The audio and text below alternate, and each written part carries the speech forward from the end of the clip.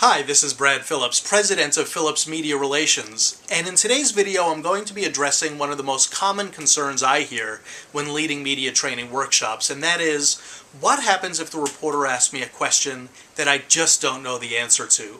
Well, if the interview is not live, if it's a print interview or a radio interview by telephone, the answer is easy. You just tell the reporter you don't know, but then you try to get them the information as quickly as possible after the interview concludes.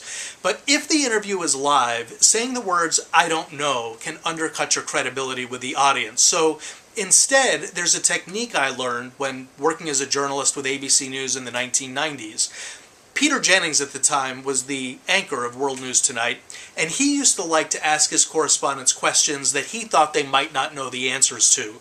The reason he did that was he wanted to make sure that his reporters really knew the ins and outs of every story that they were reporting. Well, occasionally he did catch his correspondents off guard, and they didn't know the answer to one of the questions he was asking them. So what they learned to do live on the air was to say something along the lines of, "Well, that's unclear, Peter, but what I can tell you is," and that is the same technique you should apply when doing media interviews.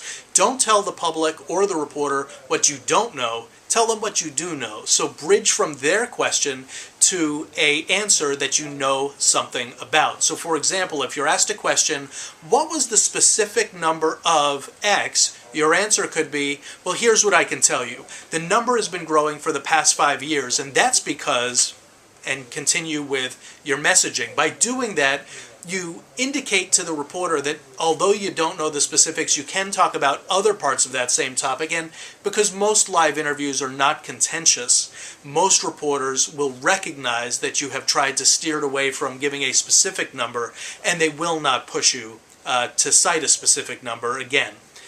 If you like this video tip, please click the subscribe button so you get each of our future media training tips. Thank you very much for watching.